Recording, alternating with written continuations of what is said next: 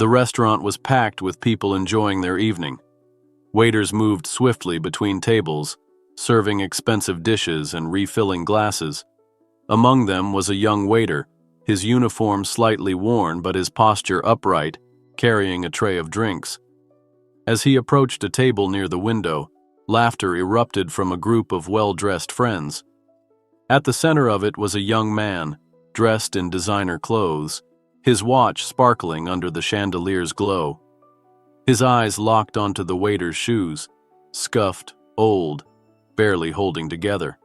"Hey man, did you find those in a dumpster?" he smirked, nudging his friends who chuckled along.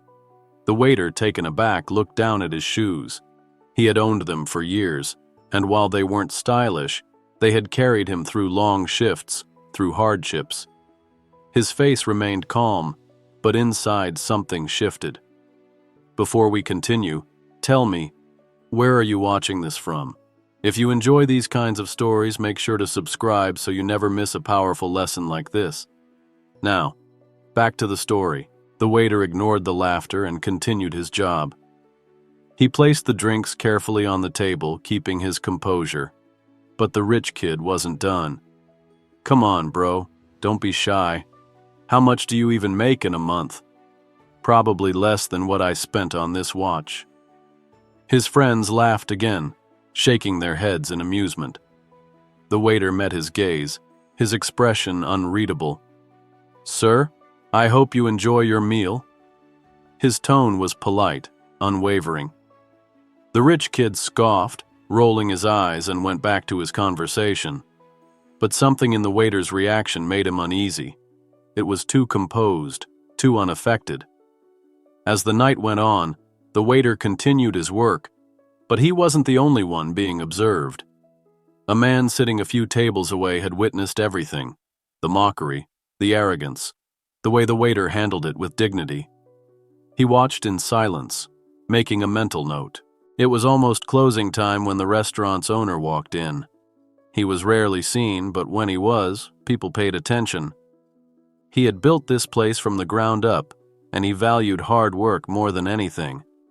As he made his way to his usual seat, his eyes briefly met the waiter's, a silent acknowledgement. Meanwhile, the rich kid leaned back in his chair, stretching. "Man, I could never work in a place like this. Imagine taking orders from people all day," he said loudly, making sure the waiter could hear. A deep voice interrupted. "Is that so?" The rich kid turned, confused. The man from the corner table was now standing by them. He was tall, well-dressed, but there was something authoritative about him. "Tell me, young man, what do you do for a living?" "Me? My dad owns several companies. I don't have to work?" His confidence was unwavering. "Must be nice," the man mused, then turned to the waiter. "And you? How long have you been working here?" 3 years, sir." His voice was steady. The owner nodded thoughtfully.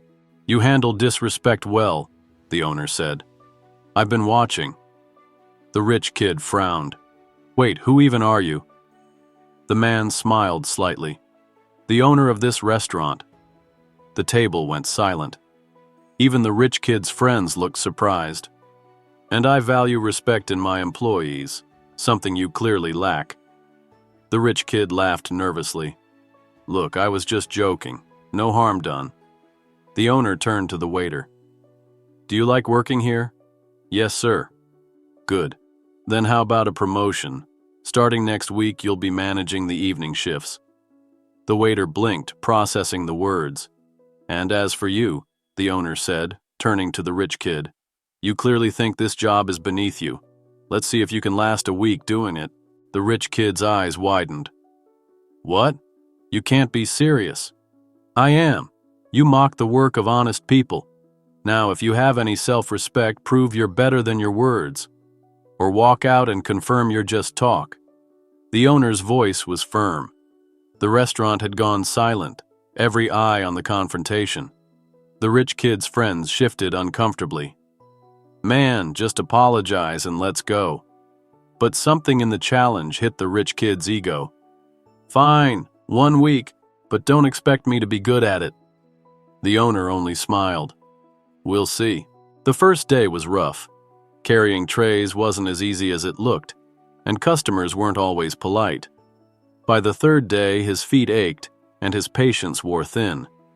He saw firsthand the exhaustion on the faces of those he once mocked. By the end of the week, he stood before the owner. I was wrong," he admitted, the arrogance gone from his voice. "I never realized how hard this was." The owner nodded. "Understanding is the first step to growth." He turned to the waiter. "You've earned your position. Keep proving you deserve it." The rich kid, humbled, shook the waiter's hand. "I'm sorry for what I said." The waiter smiled. "It's never too late to learn. Life has a way of teaching lessons when we least expect it. Have you ever been in a situation like this?